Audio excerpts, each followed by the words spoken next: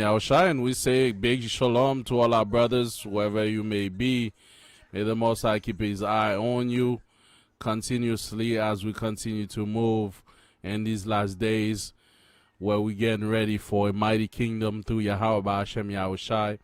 I'm your host, Minister Yashar with GYC Hebrew Congregation, where we teach men in the Strongmen Club how to be real men through Yahawah Hashem Yahawashi. In these last days, some values we've lost over the years, we here to imprint them back into our men to make sure that our men are sharp, brave and strong and mighty to Yahawah Hashem Yahawashi. So, Brother Sardin, 1 Kings 2 and 2, as we will often do it, to open up our Strongmen Club today. I go the way of all the earth. Be thou strong, therefore, and show thyself. Amen. Right, so we always read this verse, I go all the way of the earth. Be thou strong and show thyself. Amen.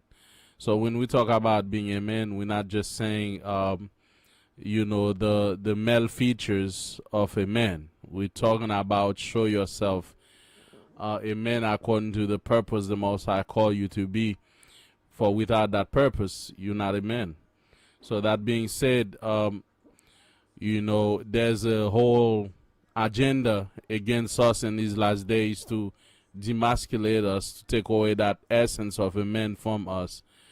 And it's essential that our men get back to who they are and what the Most High called us to be. So tonight we have a very important lesson which will go over signs of weakness. Again, brothers, this is not to judge anyone about your personal problems, but this is us elevating you, pointing things out that might still linger in your spirit that you need to check. So this is not no personal attack against any brother, but again, our aim is not to put you down. Our aim is to elevate you high and high and higher. So through Yahawah, we will do that by pointing out those weak things in yourself that we do need to take out, which essentially become cancers in a man that can drag a man down. So, brothers, I want to tell you something. There's a reason why there's an agenda to take away your masculine essence out of you. It's because men that are up there do not want competition. They don't want you to compete. They don't want you to be at a level where you can give them a fair fight. So what do? They, through TV, we've seen over the years, The Simpsons, a Family Guy, you see the woman lead, the men always act dumb in cartoons. They've been that war against masculinity to take away, to make the men weak. Why is that? Because the men up there do not want competition. It's only fair game. If I want to dominate, I want to be the only one strong. I just have to make everybody else weak. So if you don't know the game, how can you win? If you don't know how they're hitting you and where they're making you weak, how can you win? And our aim, brothers, is to win. We're gonna win through Yahawah that has raised us through this truth again. So we will go over some signs that there are some weakness in yourself that you need to work on. So those are 10 signs of mental weakness that we all need to, at some point, one might be yours, one might be mine. But once we identify them, what we want to do is write those things down. Those things you identify in yourself, write them down and be like, you know what, I need a plan on how to remove that from my spirit. So when the time comes, I can evolve, I can grow, and I can become stronger. This is the key. So number one thing is you lack self-esteem. The first weakness you will find in a man, he lacks self-esteem. Oftentimes it comes with doubt. You doubt your worth. You constantly feel inferior, forgetting that the Most High created you with purpose. Especially we so-called black men. A lot of us, we feel inferior to the white man because we were taught those things. Subconsciously, we as a people, we venerate the white man for a long time through his gods, worshiping, his gods. especially white Jesus. So we were taught to hate ourselves as men. So when you do not, and this is how they keep us down for so long, because we do not have self-esteem. We do not see ourselves as a force to reckon with. When you don't have self-esteem, you're always afraid. So we black men, the reason why we down is because we've been taught our hair is the hair of Satan, our color is from Satan, and this is why you can see, even when you go to the store, how we talk to white people, um and how we talk to our own fellow brothers and sisters is not the same. The way we elevate white people, I don't know if you guys see it, but I've seen it all the time. You go to stores, you see how the cashier talks so nice with white people, but their own people, like they treat you like trash. It's because we still have that complex in ourselves that we think they are superior than us, right? So we were taught those things, and this is something we need to remember, that we are great. We are great in chosen people. Get me Deuteronomy 7:6. The book of Deuteronomy 7 verse 6. It's only the Bible that can bring our self-esteem back up, and this is how. Deuteronomy 7 verse 6. Go ahead. Deuteronomy 7:6. For thou art an holy people unto the Most High, thy power. The Most High, thy power, has chosen thee to be a special people unto himself, above all people that are upon the face of the earth. Right, you see that? The Bible says you are above all people that are upon the face of the earth. This is what will give you that confidence back, knowing that you're not nobody. What they told you were lies. They told you those things because they know who you truly are. You are the Israelites. And the Most High told you you are above all people. So that means what? We do not have to be afraid anymore. We do not have to be ashamed of our color anymore. We do not have to be venerating these people no more, because now we know we are special people unto the Most High. He chose us to be above all people. So self-esteem is what have so much effects. When you do not have self-esteem, it causes you to always be afraid. It causes you to always doubt your intelligence, doubt your skills. It causes you to not move forward in life, because you always put in your mind you can't do it, because we were taught these things. But it's time for us brothers to let go, because this make us weak, and that's a sign of a weak man. And it's time for us to stand tall, look at every nation in the eyes, and look confident, knowing that you're special people unto the Most High. You're not niggers no more. You're not wetback. You're not spit. You're none of those things, but you are a holy and chosen people. So keep that in your mind. That will be your solution against whenever you feel down, whenever you feel like you don't measure up to these nations. Just know that you are a special people. You're people full of history, and that they try to control you. They try to put you down so they could put their light up. They try to turn your light down. But it's now it's time for us to shine again, knowing that we God's people. So in daily lives, sometimes you're gonna have problem of self-esteem, right? It's gonna affect your very relationship, right? When you always doubt yourself, when you think about, if you're in a relationship, you doubt yourself, you will also affect the way you operate your house, because you will be very indecisive, right? When it comes to take decisions, now you don't know what to do. As a man, you can't afford to be indecisive. You have to be decisive. Whatever decision, you got to be sharp. You got to be on point. You understand? That's what makes a man a strong man. But when you have self-esteem problem, you become like a woman. You undecided about what you got to do, what color you got to wear. You always doubting yourself. No, a man take decisions. You take decisions. It's either you're gonna regret it, or you know he's gonna excel. But it's part of life. But you have to be decisive. So again, self-esteem take away decisions making ability from you when you do not have self-esteem, because you do not have that confidence. The second thing,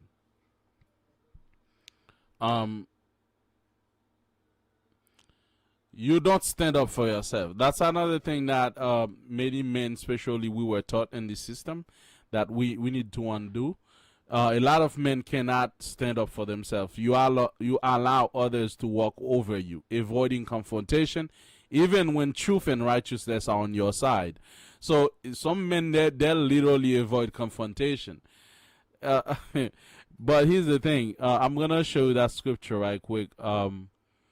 We cannot avoid confrontation because it was created for us. Let me get that in the Apocrypha right quick. Right? Get me second Esdras 7:57. I love that verse. Second Ezra 7, verse 57. Go ahead. Then answered he me and said, this is the condition of the battle, which man that is born upon the earth shall fight. That if he be overcome, he shall suffer, as thou hast said. That if he get the victory, he shall receive the thing that I say. You see that? That's the condition of the battle. Every man that is born upon this earth must fight. You understand? There's no fleeing from fights. There's no drinking alcohol, weed, avoiding conflicts. Women, we deal with conflicts. It's either we deal with wisdom or we deal with our fist. You understand? This is what a strong man does. We don't avoid conflicts. Bring it on.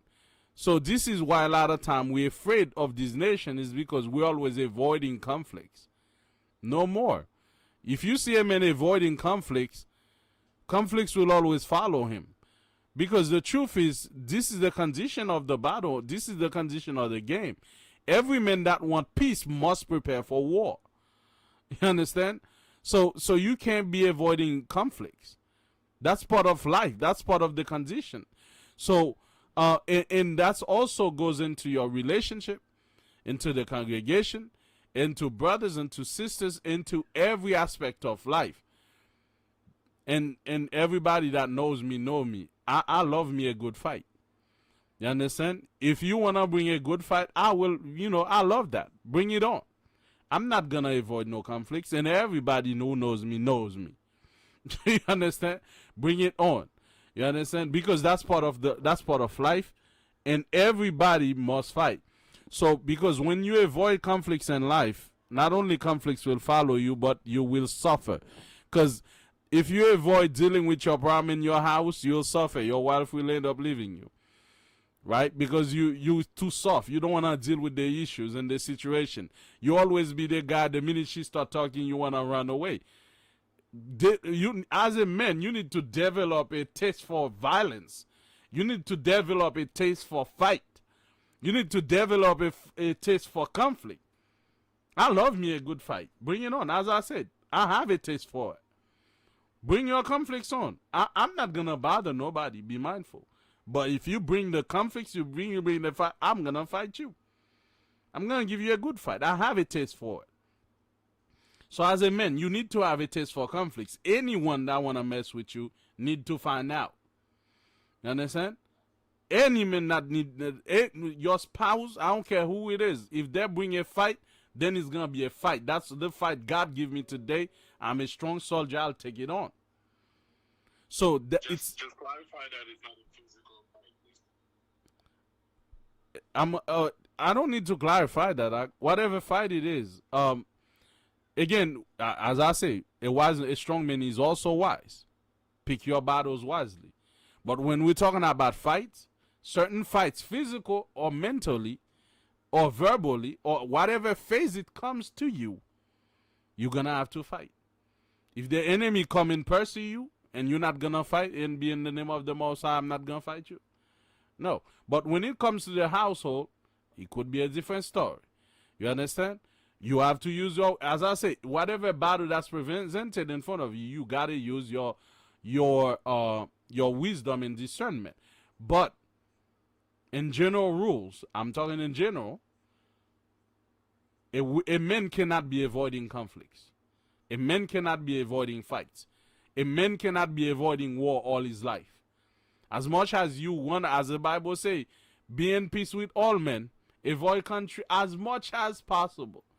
You're not here to pick up fight, to attack people, but there'll be a time when you're gonna need to stand up for yourself. There'll be a time when you're gonna need to fight, right? Because it will be either you suffer or they suffer. So this is where we are. So yes, to clarify to you, it's both physical and spiritual or mental. Whatever form the fights come, sometime you will need to stand up for yourself. And I'm gonna give you an example. I used to be, when I was like in first grade, I remember in Haiti, there's a guy, his name was Marcelo, young little boy. He would come around and kick me on my chin. That thing hurt. I never did anything because I was afraid of him. But he kept doing it. But one day I end up really kicking him hard. Then he never do it again. He never did it. Then he went to the principal, and I got in trouble, of course. But again, I couldn't defend myself, tell them why. But I kicked his chin too. Then from that time, guess what? He never bothered me.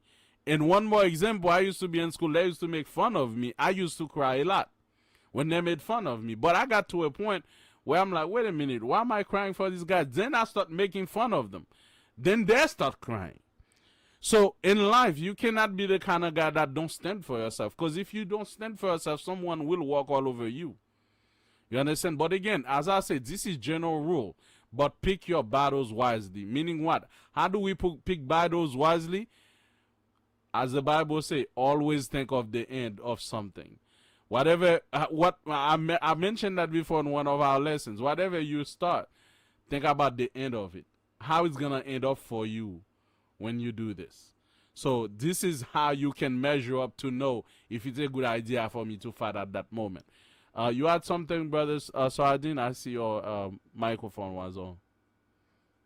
Yeah. We have a recent video of one of the brothers. He was out preaching the word. I don't know if you've seen it. And the Edomite came up on him and pulled out a gun. And, the brother was trying to de-escalate, but, if the Edomite wouldn't leave him alone. He cocked back the gun, and the brother had to defend himself. So he ended up beating the Edomite down, splitting him up. He's bleeding, and he took the gun away from him. So, I agree with you at the time. And like you say, we have to use wisdom to know the time. Con. That's right. He did well. Like he would let that Edomite kill him. There's a time for fight, man. There's a time for fighting. Especially when your life, your children life, your family life in danger, bro. Like, we're gonna fight. We're gonna scrap. And now at this point, if my life is in danger, I don't care who it is. We're gonna scrap. You understand? So that's being said. The second weakness of many men is that a lot of time we tend to avoid. Again, there's a time to avoid conflicts, but there's a time you must stand up for yourself. At your job sometime, at wherever the relationship in the streets, you'll find those bullies that simply won't leave you alone. And at some point, if you don't talk, guess what's going to happen? You're just going to be the loser and you'll suffer. Because these people will create false accusation. They'll do all kind of things to you, make you look bad. And then guess what? And everybody will look at you as a bad guy because you refuse to talk. So yes, there's a time for that. So a man must develop that appetite to know that, hey, I need to stand up for myself. Let's get a precept on that, actually. Give me 1 second.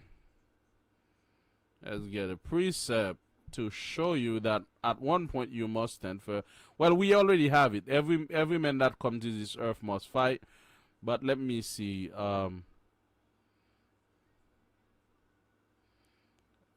Get me Ecclesiastes 3 verse 7 and 8.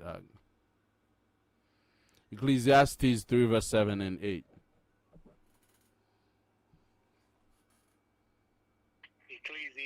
Ecclesiastes? Yes, in the Bible. Ecclesiastes.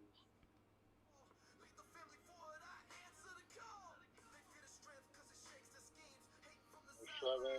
and 8. Chapter 7, verse 8. Better is the end of a thing than the beginning thereof, and the patient in spirit is better than the proud in spirit. Oh no, Ecclesiastes 3 verse 7 and 8. Okay, 3, 7, and 8.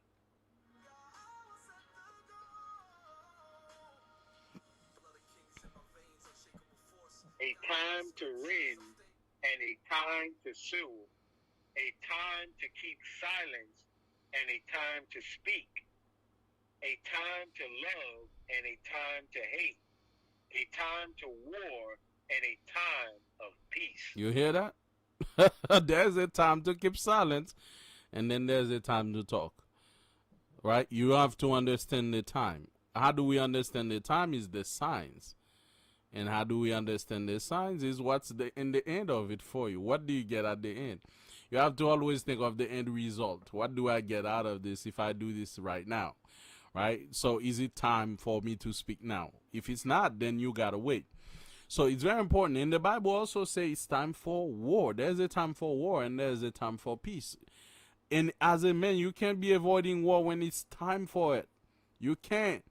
That's weakness. This guys as being nice. You see, and this is why women don't like nice guys. Because let me tell you something about nice guys. They don't know the time. They think it's being nice all life. And this is become a weakness. And that's why some women don't want to deal with nice guys. Because the truth is, a woman need protection. They need to also see you can do violence if you have to. Okay? You can cause harm if you have to. But the nice guys always avoiding conflict. Women don't like that. No women like a man that's always avoiding conflict. Okay, so that's why they say nice guys finish last. Because the truth is, what women need from a man is a provider and a protector. If she notice that you just only all nice.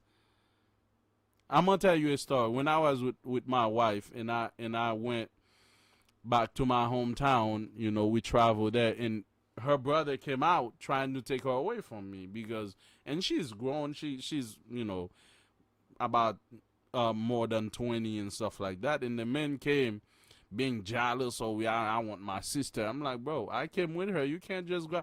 And then he starts swinging. Then I start punching. I beat the hell out of him. You understand? Her own brother. I had to because he tried to come humiliate me, trying to take my girl away from me. I'm like, bro, that you stepped the line. So because a lot of time people will underestimate that I'm gonna give you a good fight. And one thing I know about me, even though I know I'm gonna lose, I'm gonna give you a good fight because next time you're gonna know, yeah, he's gonna fight back. So yeah, although I might win, but he gonna kick me too. So that's how I operate. Even though I know I'm gonna lose, but I'm gonna give you a good fight for you, just not to do it again. Because if you attack me again, I would fight you again. I don't care if I lose. It's not about losing. It's about inflicting as much as damage that I can do you. You understand? So you have to develop that sense of standing up for yourself. And when my wife noticed that I stood tall, and my wife like, yeah, okay, that's my man right there. You understand? She noticed that I was that kind of protector. But if the brother came and took her away and I didn't stand up for her, that's not a man. It's just being Mr. Nice Guy. And that's why nice guys finish last. So develop a sense of a taste for conflict, a taste for violence, a taste for standing up for yourself. Especially use wisdom when it needs be. And that's what we're telling you. All right. So third, how to make a man happy a week. You always no, that was we were on already on third. Fourth, you're a man pleaser. There's another type of man, a man pleaser. What is a man pleaser?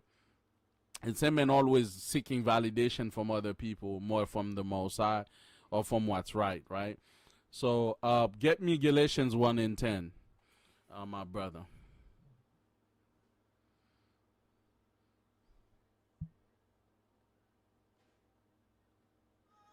Galatians chapter 1, verse 10. Bring it out. But do I now persuade men or Yahawah? Or do I seek to please men? I should not be the servant of Hamashiach. There we go. If you here out here trying to please men, then you can be a servant of the Most High. Because men pleasers only follow men, and woe to the men that trust in men. So if you go out here, you're a men pleaser, that you're always trying to get validation, right? You fear men, right, instead of the Most High. What is a man pleaser? Is a man that basically, even though sometimes it's a woman pleaser too. You know, we got so many of these men in their own home, the woman gonna put them on the couch. On their own home, the woman will tell them what to do. On their own home, because they wanna please their wives, they'll do anything. Sometimes the wife cheat on them. They will still be weak and be, baby, I forgive you. Right. So those kind of men pleasers or women pleasers are the reason why society is upside down, because these men are weak as hell. You understand? As a man, you have to grow a backbone, bro. You can't be pleasing everybody, especially when it comes concerning your soul. Right? Get me Proverbs 29:25, right? Proverbs 29:25. So when it comes concerning your soul, bro, you can't be sitting here and pleasing people, and you know they're doing wrong. Especially, again, a man pleaser is a special. He's not saying you shouldn't be nice, but again, the real definition of a man pleaser is a man that will do extra mile to please somebody, even though they know that man is doing the wrong thing. Right? They're doing the wrong thing. The woman is doing the wrong thing, but they're doing all they can to not upset that person. Proverbs 29:25. Proverbs 29:5. The fear of man bringeth a snare, but whoso putteth his trust in the Most High shall be safe. Right. The Most High said the fear of men bring a snare. You understand? The only one we fear is him we don't see, is the Most High. You understand? Never let a man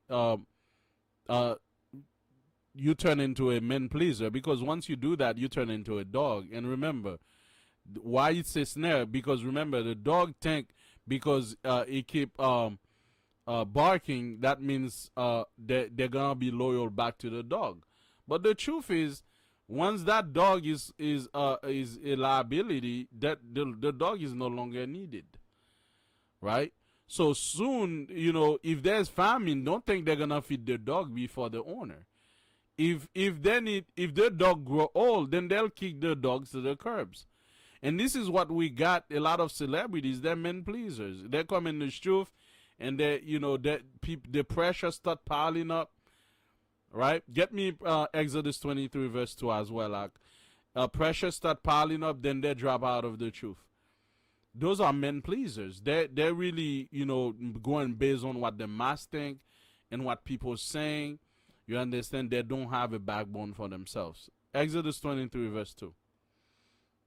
Exodus 23 verse 2.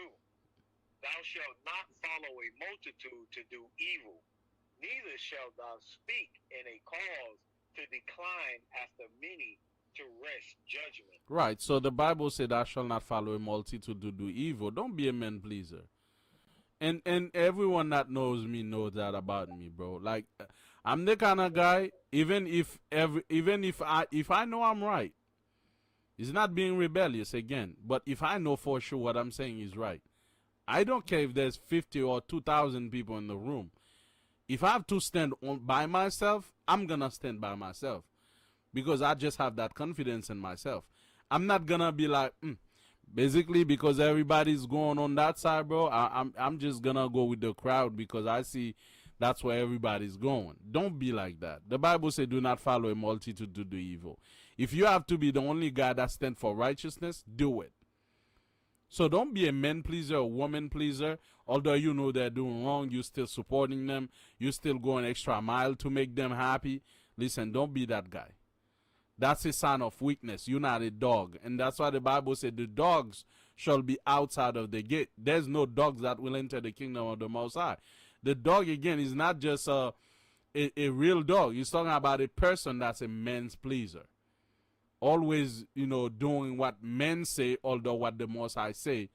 Although he see what the truth say, but forget the truth. That's where the crowd is going. Forget the truth. I like that guy, so I'm gonna please him. I like that woman. I'm gonna please her. I forget the truth. I've seen men that live the truth because of a woman. There's people that come. I know that there was a man that comes to the truth because the woman left the truth. He left the truth. There's a lot of men pleasers, and those are weak men. And we cannot be weak men, brothers. We cannot be weak men. You have to stand your own ground, and that's how people will respect you. So next, 5, you are a yes man, right? So get me the book of James 5 verse 12 right quick. James 5 verse 12. That's the next weakness, a yes man. It's almost like a man pleaser, but I think that's a little worse. James 5, verse 12. Go ahead. But above all things, my brethren, swear not, neither by heaven, neither by the earth, neither by any other oath, but let your yea be yea, and your nay be nay, lest ye fall into condemnation. You see that? If a man do not have his word, he's always gonna fall into condemnation. People gonna always find fault. Everybody gonna always look at him, man, this man is weak. And this is the big problem we have in America right now. A lot of what society tell you, the only word you gotta tell your wife is yes, honey. Whatever she say, yes. Be a yes man. Bro, we Israelite, we don't deal like that. We're not a yes man. The Bible says, let your yea be yea or nay be nay, lest you fall in condemnation. And when you say nay, it's nay. When you say yea, it's yea. And I'm going to tell you, there's a guy that gave us, he said the most thing that make him rich, he was able to say no. Right? The word, he said, my favorite word in the whole dictionary is no. Because according to scripture, if you say yea, you bound to keep your yea. If you say nay, you got to be also about the nay. If you say no, I'm not going to do it, no, I'm not going to do it. If I say yeah, I'm going to do it, yeah, I'm going to do it. Your word is your bond. Your word is your reputation. So if you're the kind of guy that's always like a man pleaser, always saying yes for everything, stop it. That's a sign you're a weak man. There's a time for you to say no. There's a time for you to say yes. You understand? You don't have to say yes. Right? Because if you're the guy that say yes for everything, everybody gonna take advantage of you. Alright? So learn to say no. Can I have a ride? No. I don't have time right now. I got important things. I'm on schedule. You don't, the Bible say love your neighbor as yourself, not more than yourself. Right? The Bible never told you love your neighbor more than yourself. You know you can't do it, but you're doing so much sacrifice to do it. When you know your own projects will fall down, you will not meet your own expectation because you're trying to say yes to everybody. Don't be that guy. And that kind of thing destroy marriages a lot. Because you got husbands that would even leave their wives in the middle of the night for trivial things to go help a friend, which is not really an emergency, which they could call Uber, and you wake up from your wife and your wife is upset at you. She's right to be upset. Why can't you say no? Is not everything you have to say yes? You're not a yes man. There's a time for me to say yes. There's a time for me to say no. And if you have a friend that can understand no, then that's not your real friend. That's an abuser. They want to use you. They like when you say yes for everything. That's weakness. Learn to say no. Right? So, next. Number 6. You're afraid to lose. Right? So, get me Ecclesiastes back again. Ecclesiastes 3.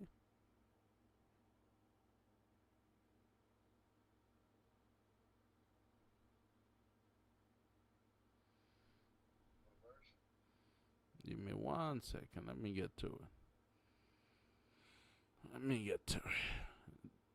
Because that's not the verse I prepared. So it just popped to my head. Let's get that. Ecclesiastes 3, verse 6.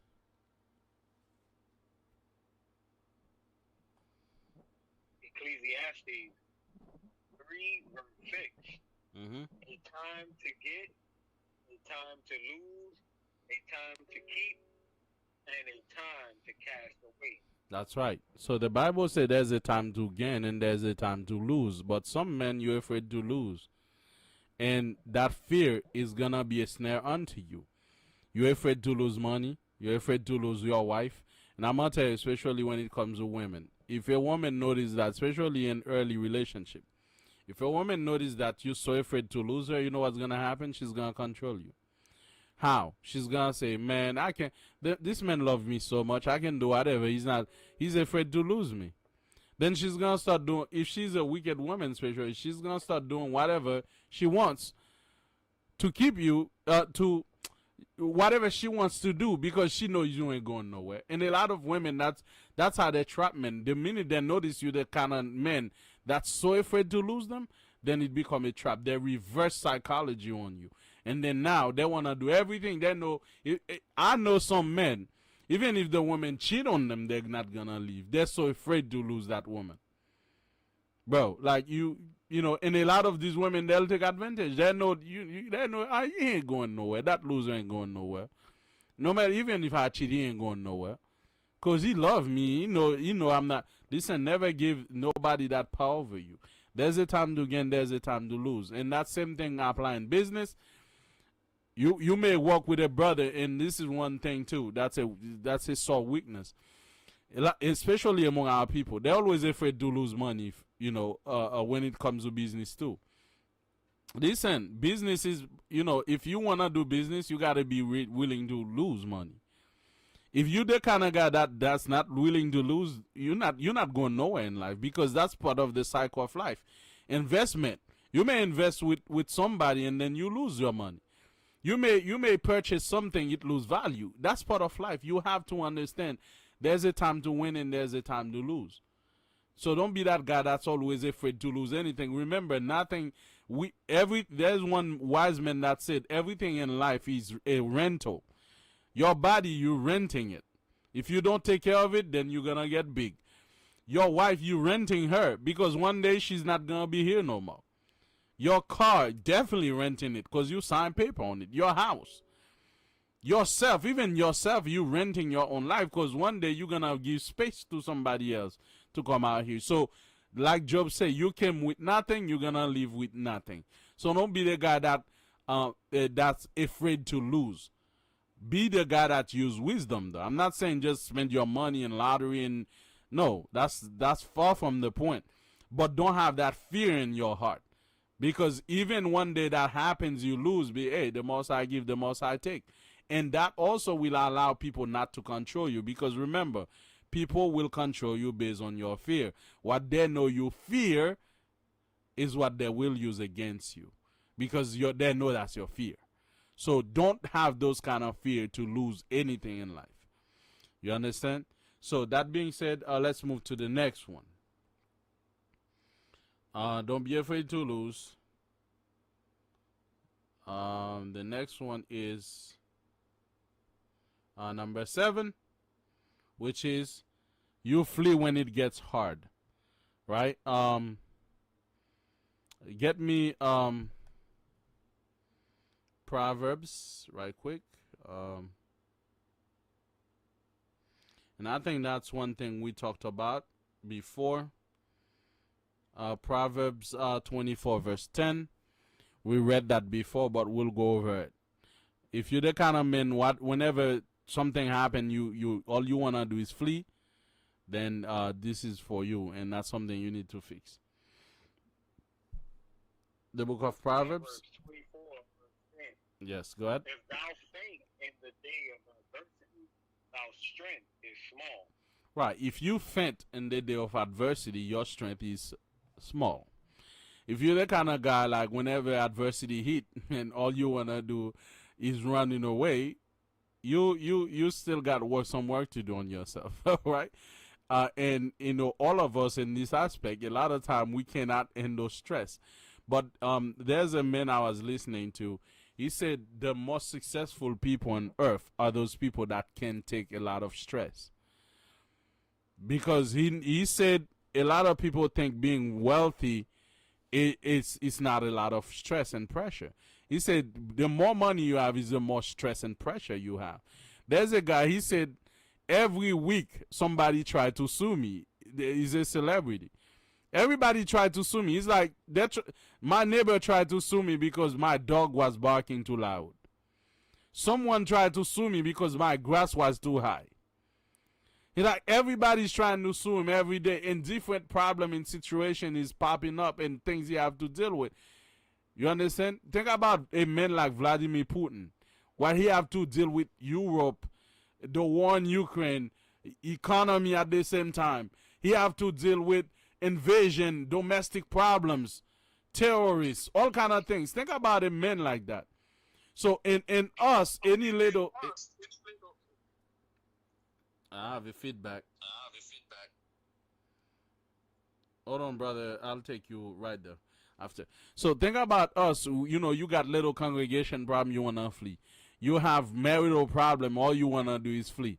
You understand? So again, as I said, this is general term. Of course, the Bible says there is a time to flee. It's not that there is a time. There is a time actually to flee. There's a time for everything. But do not have the habit of fleeing every little situation. Okay. Or fleeing every little conflicts.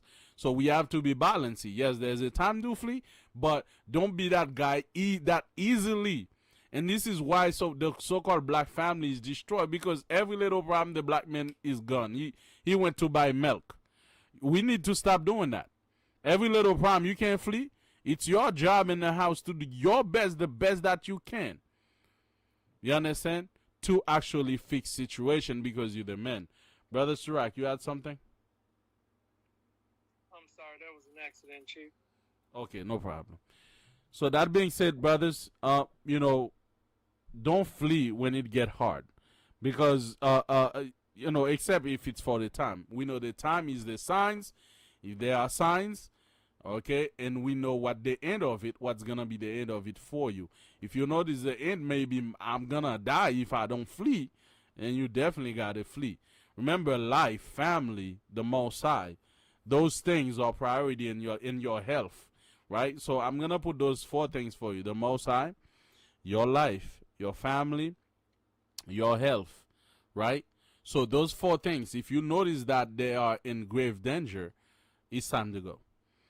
So I'm giving you those 4 things, right? There might be more, but I'm thinking on top of my head. The Most High, let's say someone literally saying, you know, preventing you from worshiping the Most High or whatever the case, it's time to go, right? Let's say someone wanna take your life, it's time to fight, or it's time to go.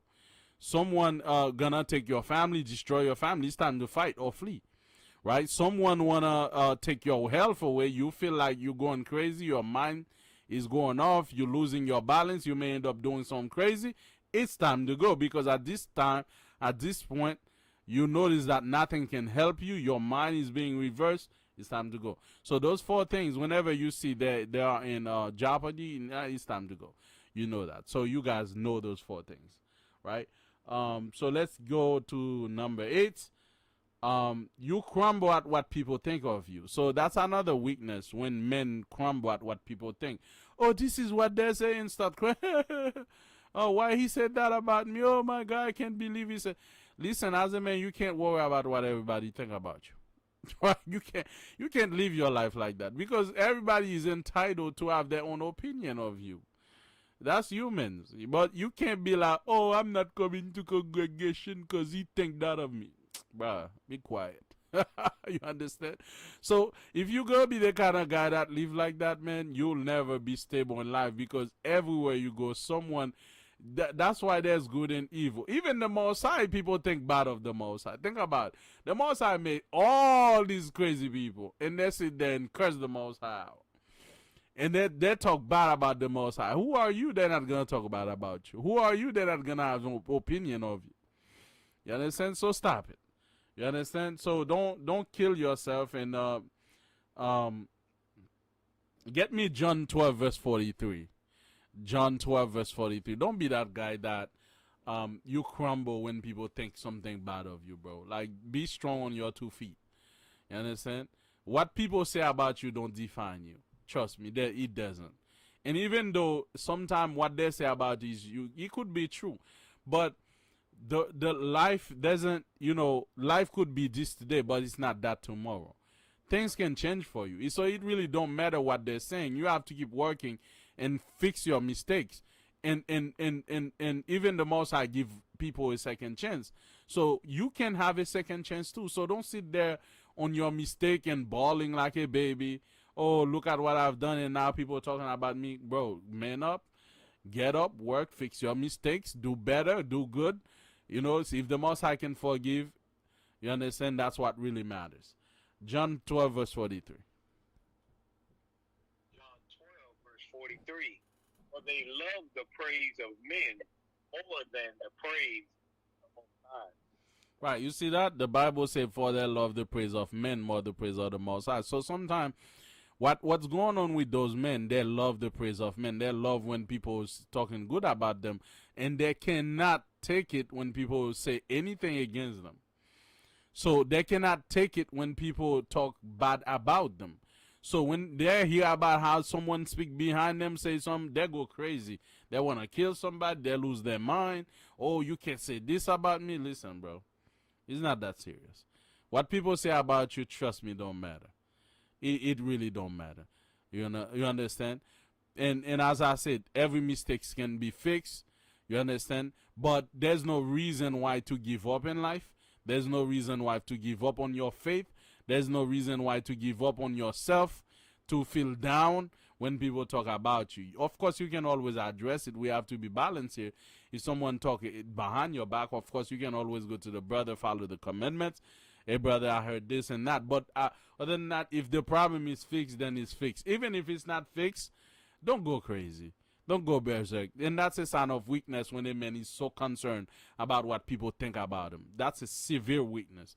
Because then people can control you.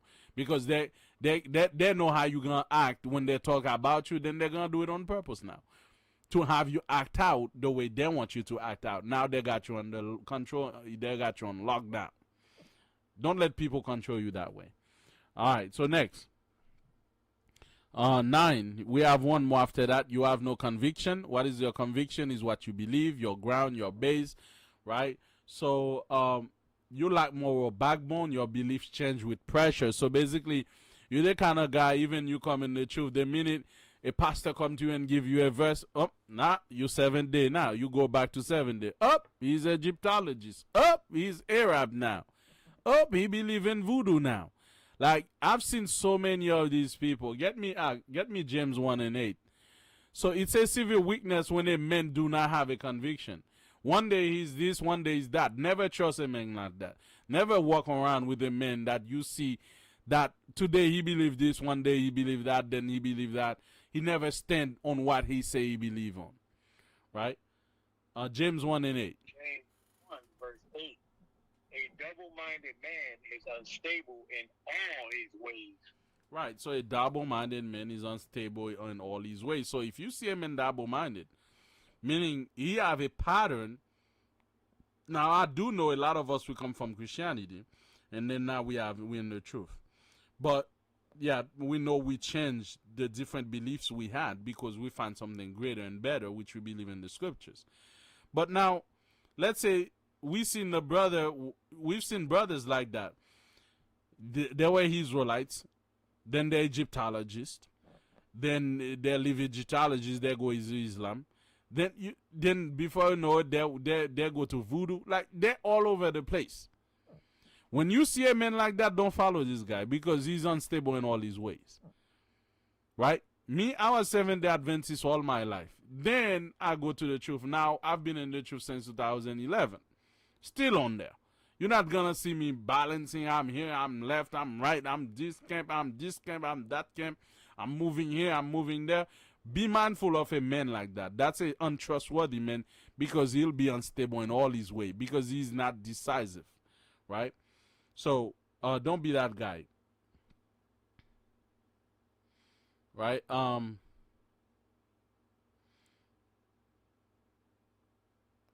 when we look at the story of Daniel's and Shadrach, Meshach, and Abednego, when they stood in front of the king, they said, the king, listen, here's the deal.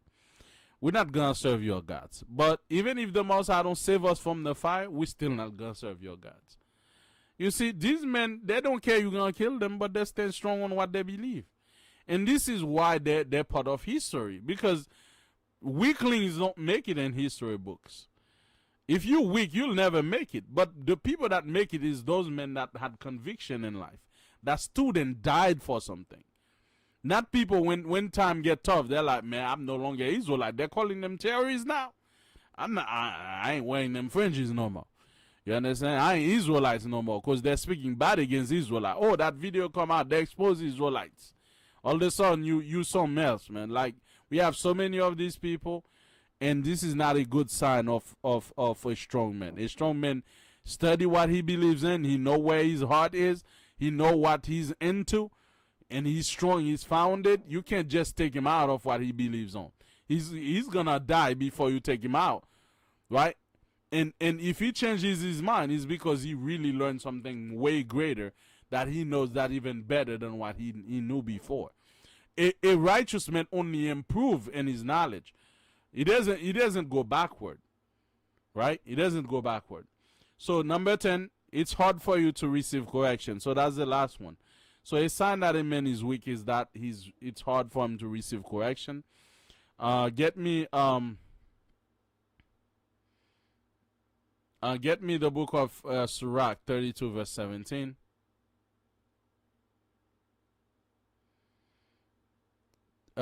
Ecclesiasticus and the Apocrypha 32:17.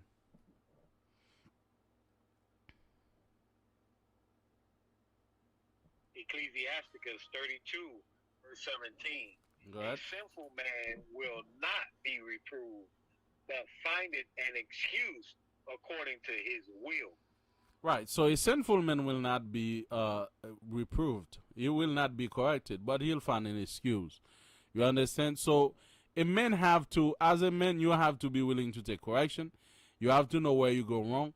Again, as the book of Hebrews 12 verse 11 say, read that right quick. Hebrews 12:11. Now, correction is not sweet, right? It's like a sword piercing you, but guess what? As a man, you have to be able to take it, because this is how you're gonna grow. But there's people that never wanna change, because whenever it hurts them, then they run away from it, or they block it out of their ears. They're like, I'm not gonna hear it because that don't fit me or what I need. Right? So you as a man, you have to stand tall and take correction, and that's how you're going to grow as a man. Hebrews 12 verse 11, brother. Hebrews 12 verse 11. Now no chastening for the present seemeth to be joyous, but grievous. Nevertheless, afterward it yielded the peaceable fruit of righteousness unto them which are exercised thereby. That's right. So correction is not sweet at the moment, but trust me, the correction is for your own good.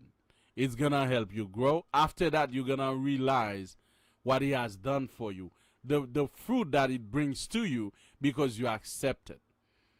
And me personally, I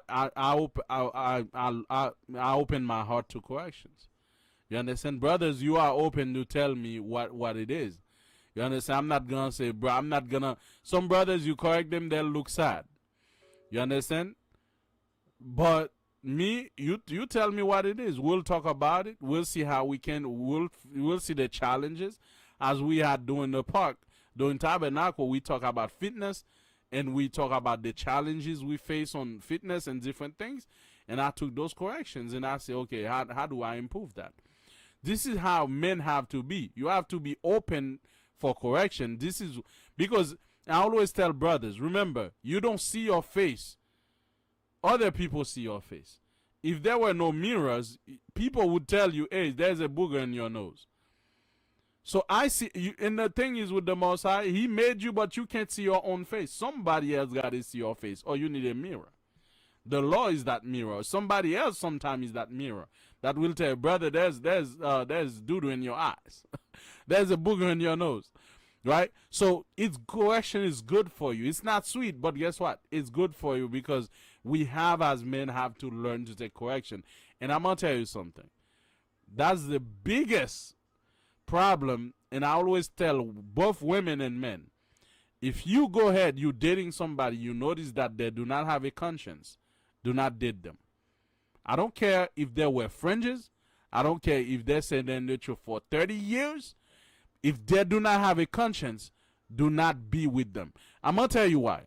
A conscience is what allows someone to receive correction. Whenever you're with somebody that cannot receive correction, they're having a hard time to take accountability, oh boy, you're going to have a big problem in their marriage. Because they will never admit they're wrong. You'll never be able to change them. They'll be unmovable. And this is why a lot of you men marry these women, then be like, man, I married the devil the Bible speaks of. That's why also sometimes those women marry you, brothers, and they'll be like, man, I can't do it. Why? Because a lot of us cannot change. When a men do not have a conscience, they will not change. They will not move an inch. They'll tell you straight up, I'm not going to change. I'm not going nowhere. Where I am, that's where I'm going to stay. Men like these are dangerous. Men like this do not marry them for sisters, and women like this do not marry them for brothers. I'm warning you already. I don't care they say they fear the Most High. I don't care they wear fringes. But as the Bible says, if their conscience is seared with a hot iron, there's nothing you can do. Let's get that verse in I think in Titus. A mind seared with a hot iron. Do not marry these people at all. And I'm going to tell you, that's the number one thing I look for. I would tell every brother or sister looking for in a person. Right? Do they have a conscience? Can they realize when they do wrong? That's what it means if they have a conscience. Right? Let's go to 1 Timothy. 1 Timothy 4 verse 2. 1 Timothy 4 verse 2. 1 Timothy 4 verse 2. Speaking lies and hypocrisy, having their conscience seared with an hot iron. You see that? There's people the Bible talk about that their conscience is seared, sealed, blocked, chained, closed, locked, shut with a hot iron. Meaning there's nothing you can do to open their mind. There's nothing you can do to change them. And this is the reason why the Most High sent us to captivity, because we had so many of these men and these women that no matter what the prophet tell them, they'll be like, man, that don't fit me. That's not what I want to do. It doesn't suit me. If it's not in my interest, I don't care what you saying. I'm going to do me. Those men have their minds seared with a hot iron. And be mindful of these men or be mindful of these women. Right? And that's a weakness for a man, because guess what? If a blind lead the blind, they will fall in the same hole. When you blind, right, your eyes is full of darkness. Let me see. Let me get that verse right quick. I love that verse. Right? Right? So I'll get that verse. Give me a second. Right? Get me Matthew 6 verse 23.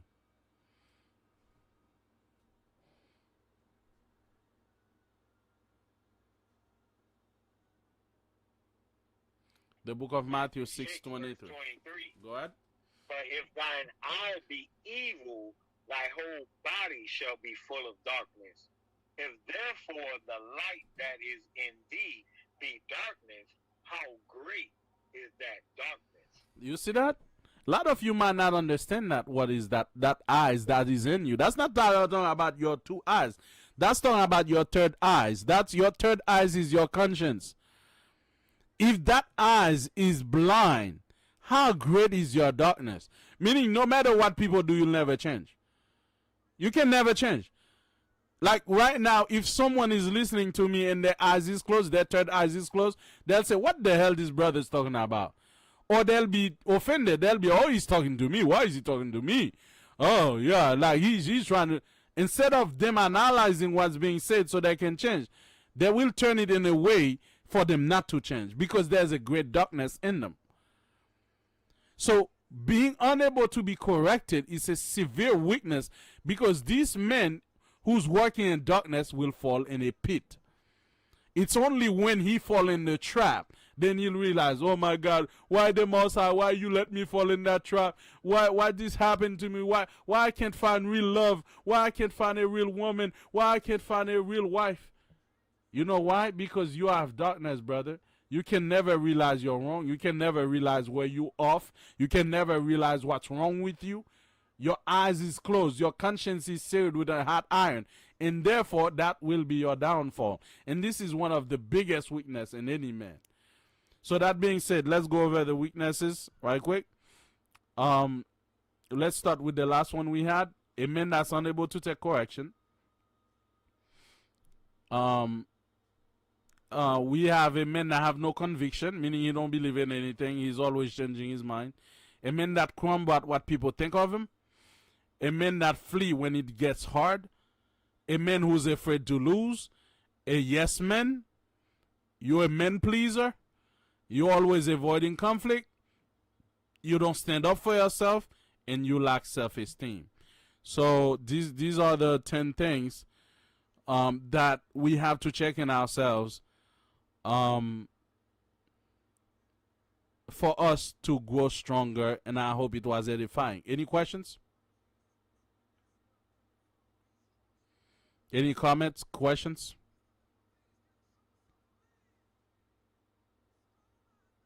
I have a comment. Go ahead, Doc. I was going to bring up what you discussed about men being, firm on who he is and not being a man pleaser.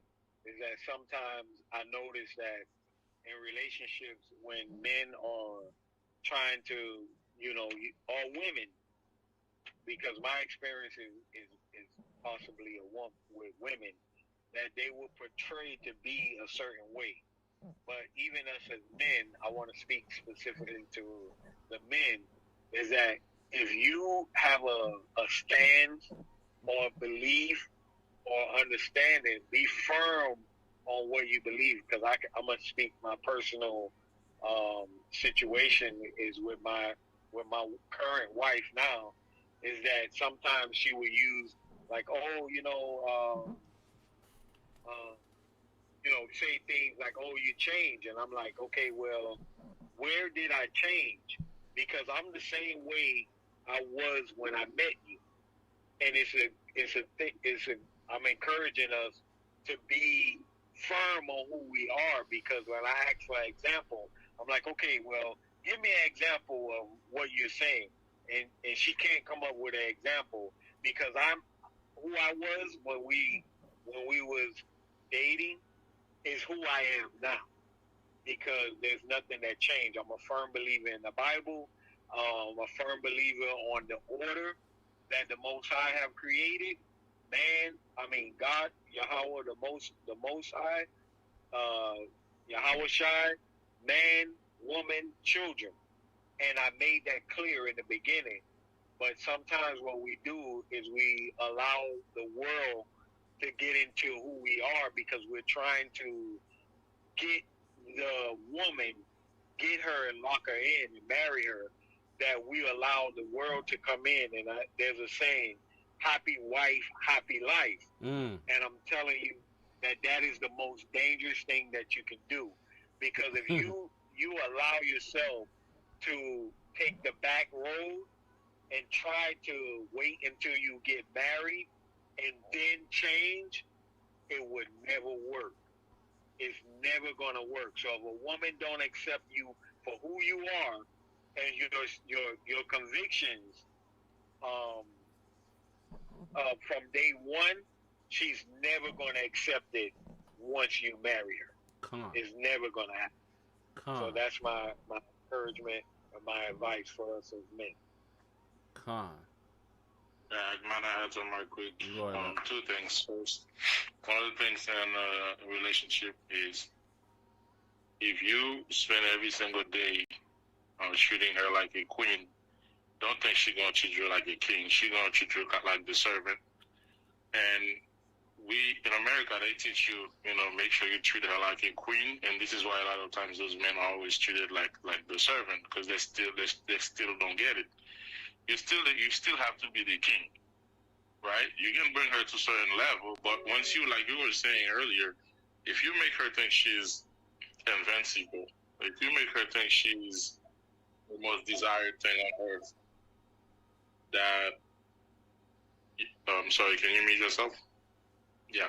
If you make her think that she's the most important thing on earth, if you make her think you'll never leave her, if you make her think that no matter what she does, you'll never walk away, then trust me, she's gonna walk on you and she's gonna trample you under feet like you're nothing. So it's very important for a man to understand the psychology of women. And a lot of those sisters out there, you would think the more you put them up high, is the more they're gonna love you. But I'm telling you, is the more they're gonna look like you as just a simp. And they say themselves, they'll look at you as just a simp, Now the next thing is in respect for like you being a man, what role and what you're supposed to do. I think in general, when it comes to picking up your fights, something we mentioned earlier, the only thing you have to understand is, number one, do not bite the hand that feeds you. That means if you, for example, you live in an apartment and you have a landlord, you don't want to start picking fights with the landlord because he's still under his roof. Even though you're making payments, he can kick you out in 7 days and you got nowhere to go. So know who to fight. Number two, you need to know what your powers and capabilities are at the time when the enemy come against you. Because somebody's gonna come against you, they want to fight. You might want to take a chill pill and relax. Because if you go and fight them, you're gonna be a victim. Perhaps you're better off waiting for the right time to confront them. So know yourself and know your enemy. You'll fight 1,000 battles and you'll never lose. That's all I got. Khan, all praises. Wisdom. Khan, all praises. That's right. So brothers, I do hope that the lesson was edifying, and that we can go over these lessons and strengthen yourselves. You have some, Minister O'Connor? Minister O'Connor, you had something? Yeah, why I was saying that, because what happened, a lot of men, because we all have quality in us, and because when men come out, that's why a lot of, what you call that, a lot of organization don't like when men conference, because guess what, these men have equality, and he have a downfall and he have equality, and these men have the other quality. When all men come together, if they're wise, they learn the quality from each other, they share the value. But just like some people probably suck at something and you're the best at it, and you actually go. But what happened to a lot of men though? They think they know, like what happened to a lot of men? They think they know everything. They don't want to learn from the next man, and they try to put the other men down. And when they try to put the other men down, and the other men don't want to be down, so now it's war or it's chaos. So I'm not saying all men should be friends, but when it's come to our people, most our people, especially people in the truth, when it's come to women, we should actually learn from each other, and also watch how you deal with your woman in that situation. If it's the best thing, you take it. If it's the worst thing, you say, man, this is not the way you deal with your wife. Some Baba example, I saw a guy, he was trying to tell me, okay, this is how I'm supposed to live with my wife. He said, whenever the woman says something, if I say yes, and that's it.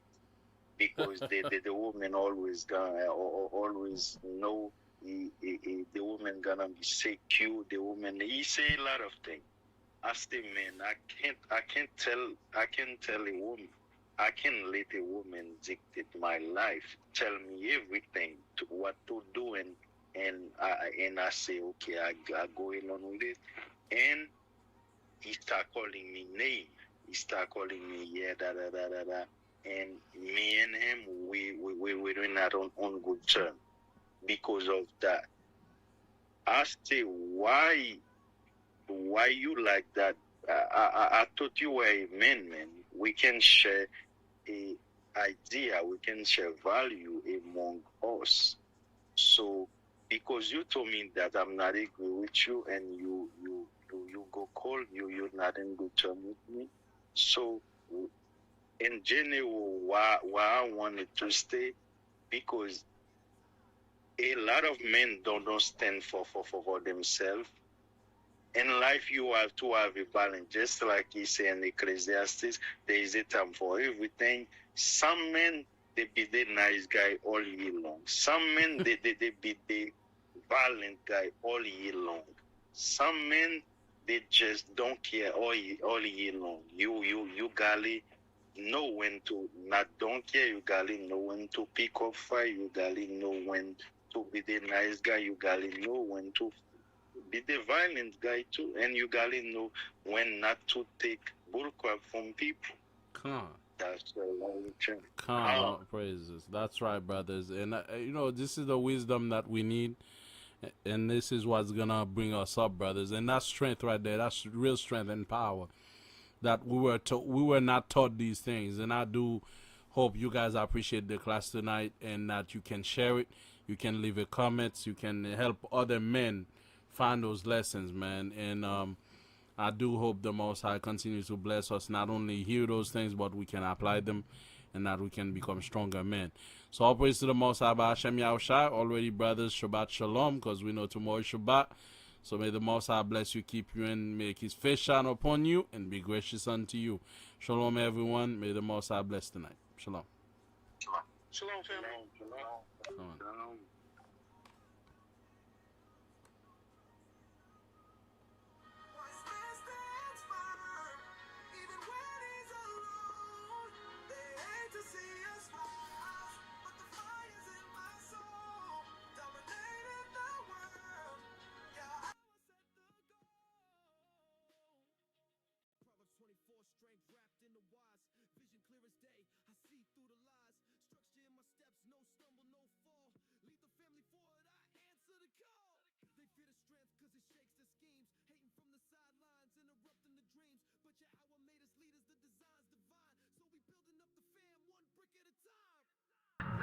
Strong minds build kingdoms, no cracks in the throne.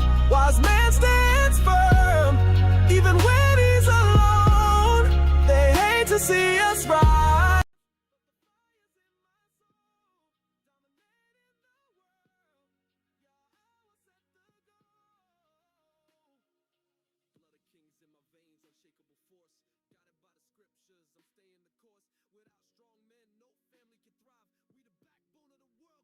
For love.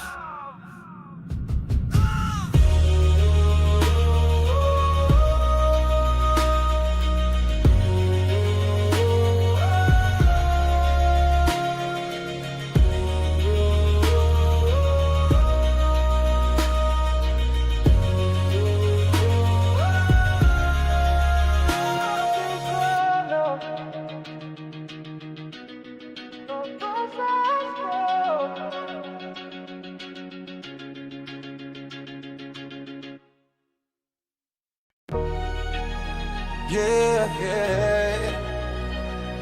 Oh.